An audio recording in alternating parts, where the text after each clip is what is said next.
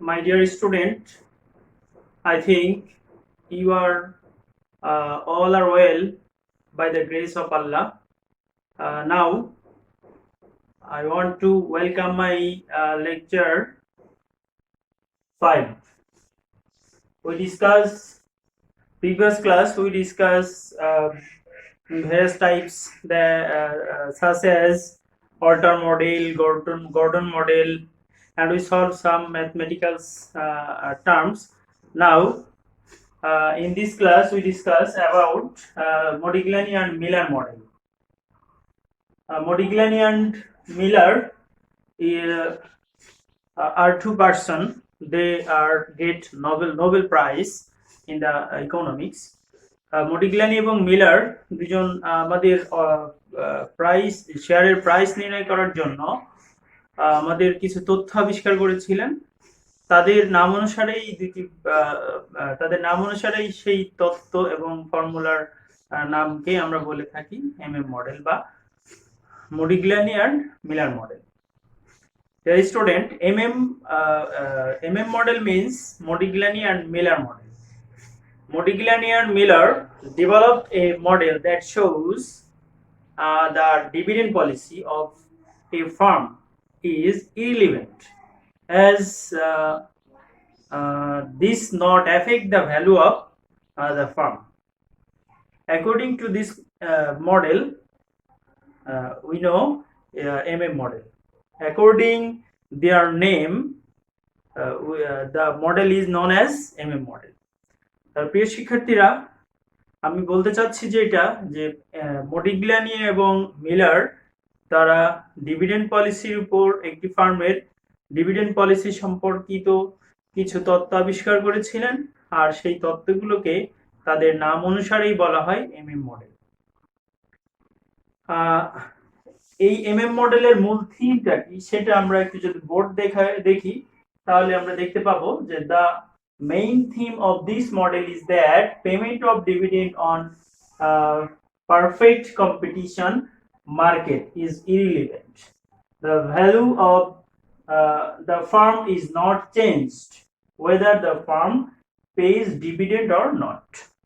তার মানে এখানে বলা হচ্ছে যে এমএম মডেলের মূল থিম বা মূল কথা হচ্ছে যে এমএম মডেলটা আমাদের ডিভিডেন্ডের ক্ষেত্রে অর্থাৎ লভ্যাংশ প্রদানের ক্ষেত্রে পারফেক্ট কম্পিটিশন মার্কেট অর্থাৎ এমন একটি মার্কেট হতে হবে যেখানে কম্পিটিশনটা পারফেক্ট হবে, খুব ভালোভাবে কম্পিটিশন হবে এবং সেই মার্কেটের সাথেই কিন্তু ডিভিডেন্ড পেমেন্টটা irrelevant. The value of the firm is not changed, এই whether the firm pays dividend or not, এটাই কিন্তু ইম্পর্টেন্ট বিষয়। ডিভিডেন্ড কোন ফার্ম যদি ডিভিডেন্ড দেয় তাহলে ওই ফার্মের মূল্য যা থাকবে, ডিভিডেন্ড না দিলেও ওই ফার্মের মূল্য সেম থাকবে।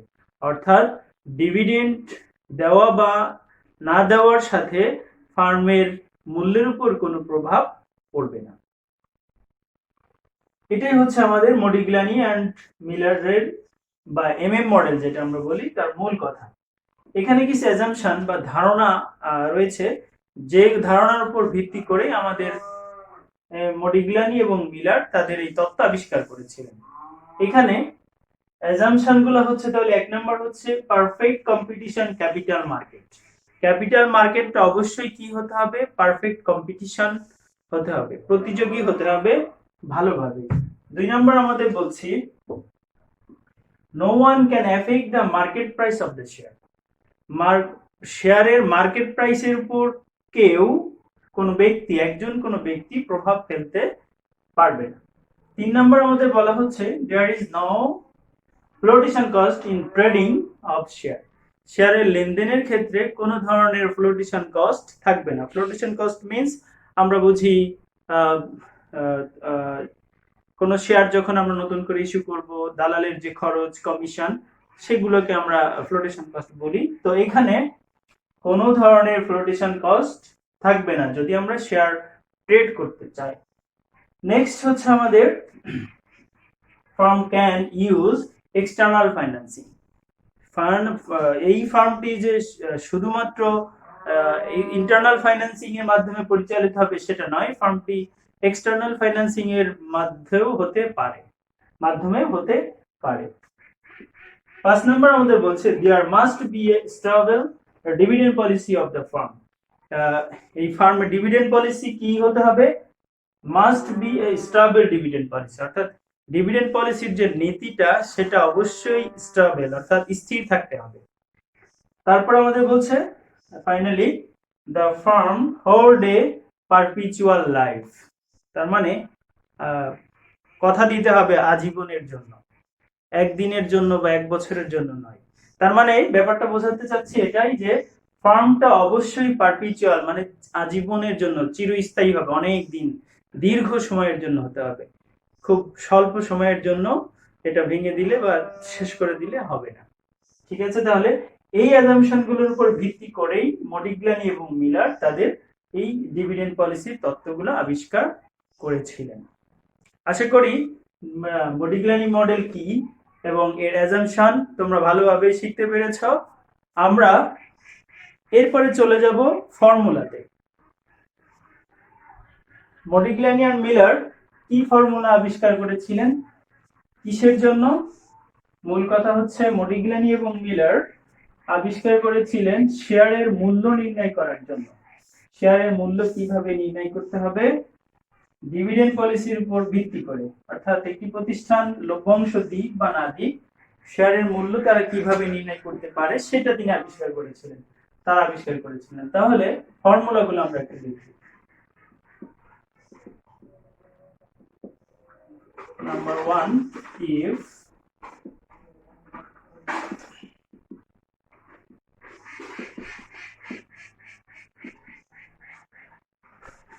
যদি ডিভিডেন্ড প্রদান করে তাহলে আমাদের কি হবে?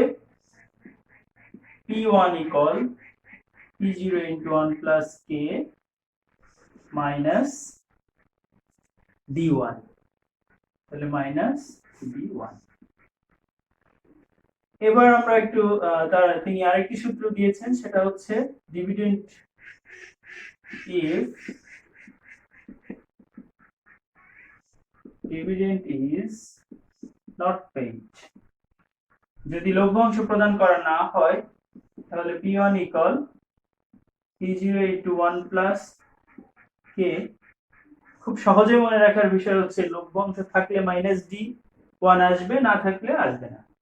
তাহলে আমরা কিন্তু এটা খুব সহজে বুঝতে পারি। আরেকটি সূত্র এখানে রয়েছে আমাদের, if firm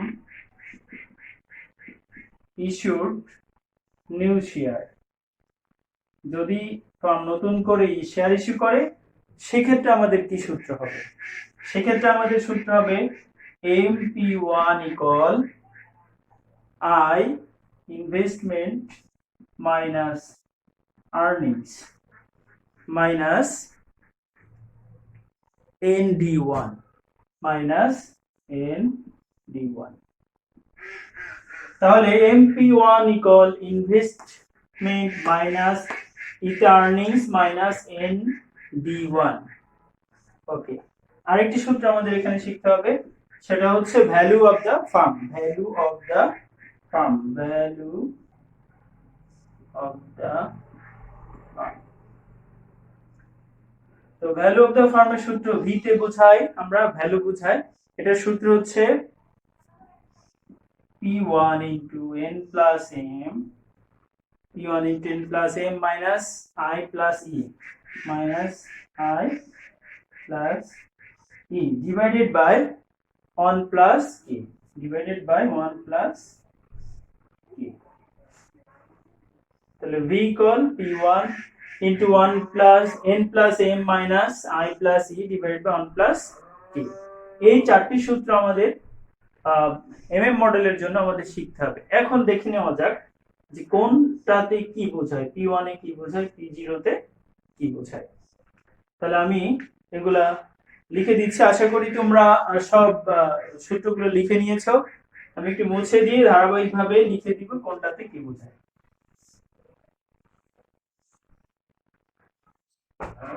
প্রথমে আমরা লিখি P0 অর্থাৎ P0। P0 টা আমরা বোঝাই the price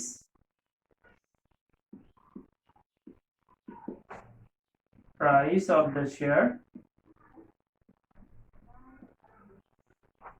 at the beginning of the year. At the beginning of the year. বছরের শুরুতেই আমাদের শেয়ারের মূল্য কত সেটা। ঠিক সেম ভাবে P1 তে তাহলে আমরা বুঝি P1 দ্বারা বুঝবো the price of the share at the ending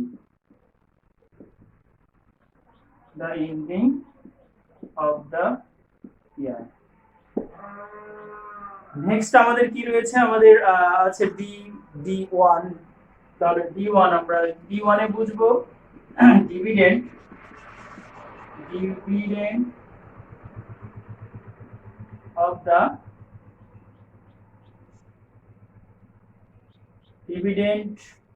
of the next year অথবা at the end of the year। তারপর আমাদের কি রয়েছে, আমাদের কে রয়েছে, এম রয়েছে, কে তে বোঝাই কস্ট অফ ক্যাপিটাল। এম তে রয়েছে নাম্বার অফ নিউ শেয়ার,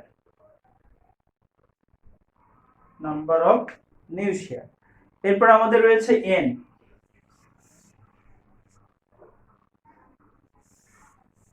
আছে, এন তে হচ্ছে আমাদের নাম্বার অফ ওল্ড শেয়ার। আমাদের রয়েছে আই তে বুঝাবো আমরা ইনভেস্টমেন্ট।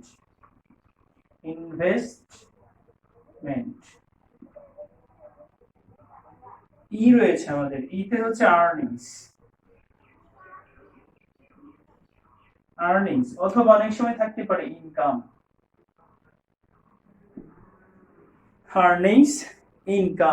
আমরা তাহলে D1 আমরা যেগুলো আমাদের মান দরকার সবগুলোই আমরা লিখে ফেলেছি। এখন এই রিলেটেড আমরা তাহলে অঙ্কে চলে যাব। তাহলে আমরা একটি অঙ্ক দেখব, দেখার পরে আমরা সূত্রগুলো আয়ত্ত করব, তাহলে আমাদের পারফেক্ট লার্নিং হয়ে যাবে।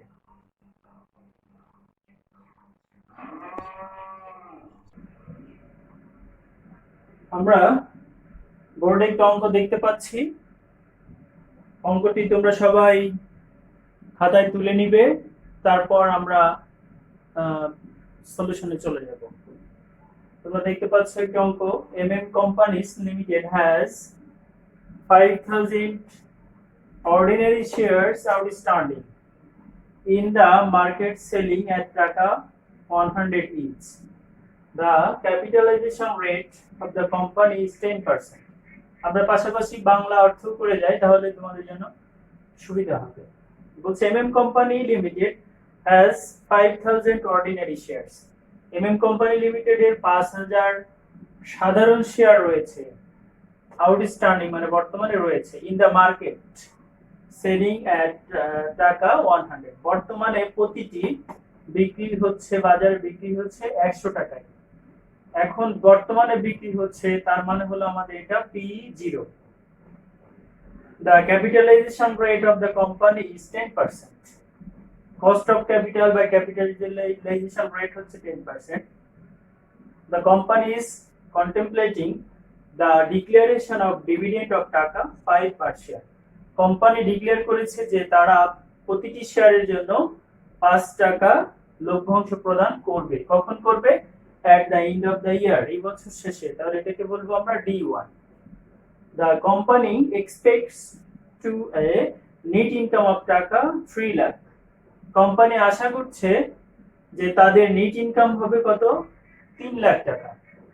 ইনকাম, আমরা ইতে ইনকামকে বা আর্নিংস, ইনকামের আরেকটা নাম হচ্ছে আর্নিংস বলতে পারি, তো এটাকে আমরা এই দ্বারা প্রকাশ করি।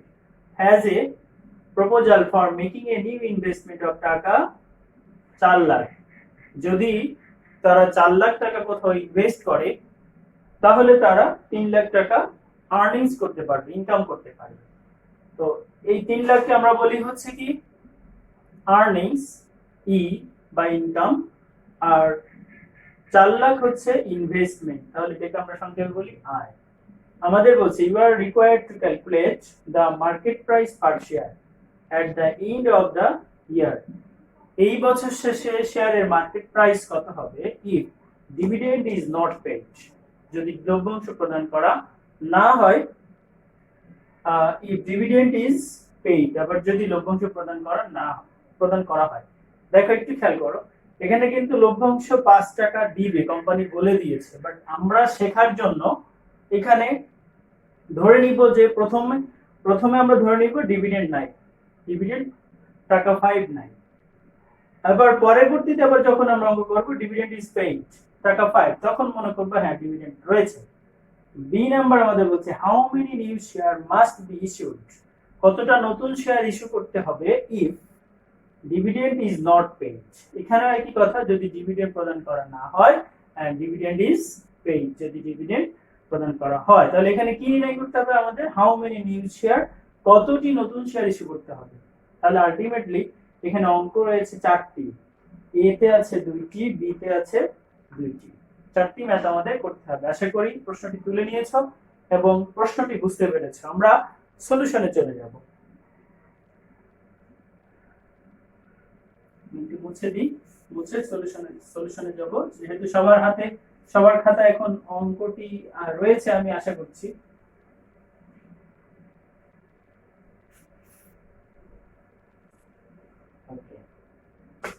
তাহলে আমরা লিখব গিভেন, কি কি রয়েছে আমরা একটু দেখি। আমাদের এখানে বলেছিল যে তাদের অর্ডিনারি শেয়ার রয়েছে 5টি। এই অর্ডিনারি শেয়ার কি, বর্তমানে যে শেয়ার রয়েছে সেটাকে বলে কিন্তু ওল্ড শেয়ার। তাহলে আমরা এখানে বলতে পারি ওল্ড শেয়ার, যেটাকে আমরা এন দ্বারা প্রকাশ করি, সেটি হচ্ছে 5000। নেক্সট হচ্ছে আমাদের বলছে এই শেয়ার বর্তমানে বিক্রি হচ্ছে 100 টাকায়, তাহলে কারেন্ট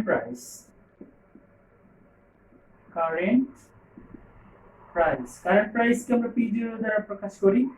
কারেন্ট প্রাইস বা তোমার হচ্ছে প্রাইস অফ দিস ইয়ার বা প্রাইস অফ দ্য ইয়ার একই কথা, অথবা price of the beginning of the ইয়ার একই কথা, সেটা হচ্ছে P0, তাহলে সেটা হচ্ছে টাকা 100। নেক্সট আমাদের বলছি ক্যাপিটালাইজেশন রেট, মানে cost of capital. Cost of capital আমরা কে দ্বারা প্রকাশ করি, সেটি দেওয়া আছে 10%, এটাকে দশমিক আকারে প্রকাশ করলে 0.10। এরপর বলছে দ্য কোম্পানি ডিক্লারেশন ডিভিডেন্ড দিচ্ছে, তাহলে ডিভিডেন্ড দিচ্ছে কখন, বছর শেষে, D1 টাকা 5। এরপর বলা হচ্ছে expect have a net income, তারা আশা করছে যে তাদের ইনকাম হবে, তাহলে নেট ইনকাম বা এটাকে আমরা আর্নিংস বলতে পারি, ই দ্বারা প্রকাশ করি। টাকা হচ্ছে আমাদের 4 লাখ, দুঃখিত 3 লাখ। আর তারা বলছে যে ইনভেস্টমেন্ট, তাহলে ইনভেস্টমেন্ট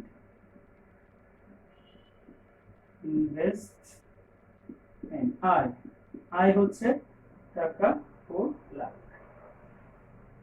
শিক্ষার্থীরা এইগুলাই ছিল আমাদের প্রশ্নের মধ্যে যা যা দেওয়া ছিল সেগুলো আমরা লিখলাম। এখন 1 নাম্বার আর এ নাম্বারের 1 আমাদের বলেছিল কি, এ নাম্বার আমাদের বলেছে calculate market price of the share at the end of the year, তাহলে আমরা লিখব calculation of market price of the share, market price of the share। তো এ নাম্বারের 1 নাম্বার আবার ছিল আমাদের ডিভিডেন্ড is not paid, যদি ডিভিডেন্ড প্রদান না করে, তাহলে আমরা সূত্র দেখেছিলাম, we know P1 equal market price of the share কখন, at the end of the year। তাহলে P1 ইকুয়াল, আমরা যে সূত্রটা শিখেছিলাম, P1 equal P0 into 1 plus k, যদি ডিভিডেন্ড না দেয় তাহলে ডি আসবে না। এখন আমরা লিখব P0 মান আমরা জানি 100, P0 মান 100, ক্যালকুলেটর 100, 1 প্লাস k এর মান আমরা জানি কত 10। তাহলে এখন ক্যালকুলেশন করলে আমাদের উত্তর হয়ে যাবে 100 ইনটু 110। তাহলে আমরা দেখলাম এই প্রতিষ্ঠানের market price at the end of the ইয়ার যদি লভ্যাংশ তারা না প্রদান না করে তাহলে 110 টাকা হবে। এবার আসি আমরা যদি লভ্যাংশ তারা প্রদান করে তাহলে কত হবে, সেগুলি তুলে নিয়েছো।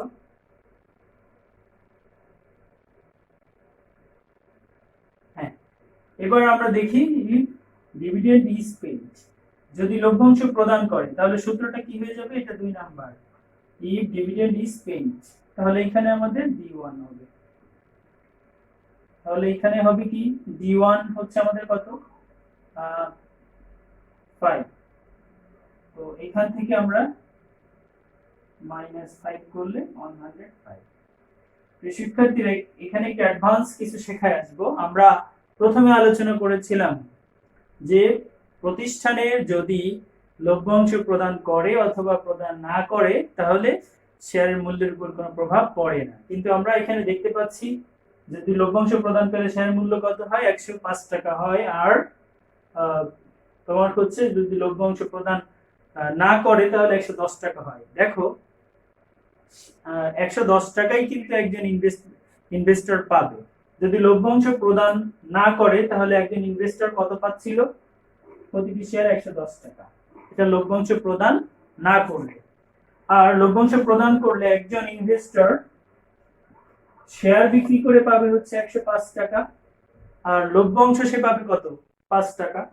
তাহলে এর সাথে আমরা একজন ইনভেস্টর 5 টাকা কি যোগ করবে না, সে লভ্যাংশ পাবে 5 টাকা প্রতিটি শেয়ারে, আর প্রতিটি শেয়ার বিক্রি করে পাবে 105 টাকা, তাহলে সে টোটাল পাবে কত 110 টাকা। দেখো আলটিমেটলি সে এখানে 110 টাকা লভ্যাংশ দিলেও 110 টাকা, লভ্যাংশ না দিলেও 110 টাকা পাচ্ছে। এই জন্যই কিন্তু ওনারা বলেছে যে লভ্যাংশ প্রদান করলে বা না করলে কোনো প্রভাব পড়ে না। ওকে, আশা করি এটা বুঝতে পেরেছো। এবার আমরা 2 নম্বরে চলে যাব, বি নম্বরে চলে যাব। আমাদের বি নম্বরে কি বলা ছিল, how many new share must be issued, কতটি নতুন শেয়ার ইস্যু করতে হবে যদি লভ্যাংশ প্রদান করে এবং লভ্যাংশ প্রদান না করে। আমাদের এখানে কিন্তু 1 নম্বরের आंसर ছিল হচ্ছে 110, আর এর 2 নম্বর आंसर ছিল 105, এটা আমাদের লাগবে। তাহলে আমরা লিখব বি নাম্বার, calculation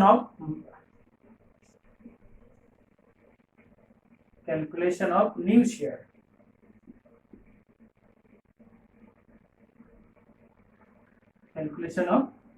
কতটি শেয়ার আমাদের লাগবে ইস্যু করবে সেটা। তাহলে এখানেও ছিল একই রকম, if dividend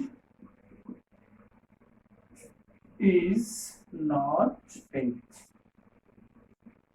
যদি লভ্যাংশ প্রদান না করা হয়। এখানে আমাদের সূত্র কিন্তু একটাই, লভ্যাংশ প্রদান করলেও যে সূত্র প্রদান না করলেও ঠিক একই সূত্র। তাহলে আমরা জানি MP1 ইকুয়াল, লভ্যাংশ যদি কি বলেছি, লভ্যাংশ প্রদান করলেও এই সূত্রটা একই, না করলেও সূত্রটা সেম হবে। তাহলে MP1 equal investment minus earnings minus NB1,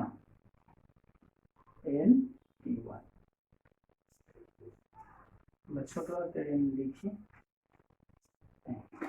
MP1 equal investment minus earnings minus NB1। এখন আমরা মান বসাবো।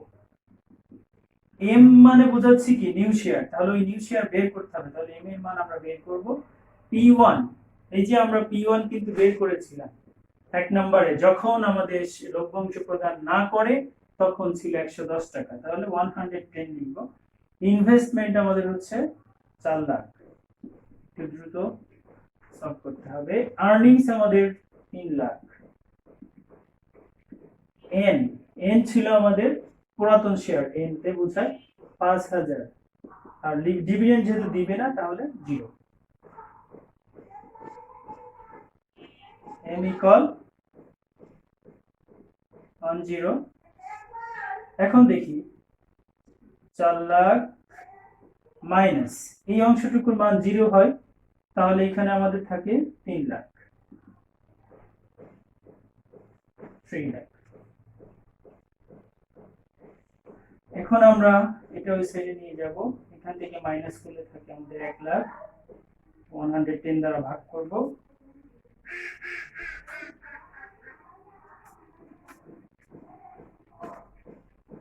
তাহলে আমাদের এম এর মান আসে 909, তাহলে 909 এটা হচ্ছে আমাদের কি শেয়ার। যদি লভ্যাংশ প্রদান না করে তাহলে আমাদের শেয়ার সংখ্যা হবে, নতুন শেয়ার হবে কত, 1। আশা করি এটা বুঝতে পেরেছ। আমাদের পরবর্তীতে বলছে যদি লভ্যাংশ প্রদান করে তাহলে নতুন শেয়ার কত হবে, তাহলে আমি লিখলাম ইফ ডিভিডেন্ড ইজ পেইড, যদি লভ্যাংশ প্রদান করে। ঠিক সেম সূত্র, MP1 equal investment minus earnings minus MD1। তাহলে আমরা পরের সলিউশনে চলে যাচ্ছে, যেহেতু এটা বুঝতে পেরেছো। ওকে, এখানে দেখো কিছু চেঞ্জ, সেটা হচ্ছে এই P1 যখন লভ্যাংশ প্রদান করেছিল তখন P1 এর মান ছিল কত, 105, লিখলাম 105। ইনভেস্টমেন্ট যা ছিল তাই, আর্নিং যা ছিল তাই, এন যা ছিল তাই, ডিভিডেন্ড তাহলে আমাদের দিয়েছিল কত, 5 টাকা, 5।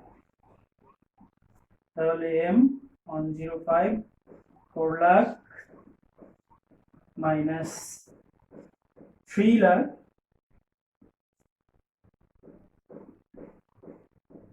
এখানে হবে আমাদের 25,000।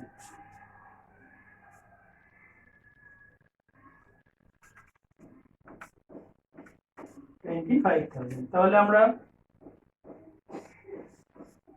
M equal 105 equal 4 lakh minus, এখান থেকে 3 লাখ থেকে 25,000 মাইনাস হলে 2,75,000, 2,75,000। আমরা এখানে একবারই করি, এম ইকুয়াল 105 ভাগে দিলাম 4 লাখ থেকে যদি আমরা এটা মাইনাস করি 2,75,000, তাহলে 1,25,000 টাকা থাকে। এটাকে আমরা ভাগ দিব 105 দ্বারা, তাহলে আমাদের এম এর মান আসবে 1190 এত শেয়ার। তাহলে আমরা দেখলাম এমএম মডেলের মাধ্যমে কিভাবে শেয়ারের মূল্য নির্ণয় করা যায় এবং কিভাবে নতুন শেয়ার নির্ণয় করা যায়। প্রিয় শিক্ষার্থীরা, আশা করি তোমরা আজকের ক্লাসটি খুব সুন্দরভাবে মনোযোগ সহকারে করেছো এবং শিখতে পেরেছো। আগামীতে আবার তোমাদের সাথে দেখা হবে খুব দ্রুতই। ততক্ষণেই তোমরা সকলেই ভালো থাকো, নিরাপদে থাকো এবং অনলাইন ক্লাসের মাধ্যমে বাসায় লেখাপড়া করো, এই আশাবাদ রেখে আজকের ক্লাস শেষ করছি। আল্লাহ হাফেজ।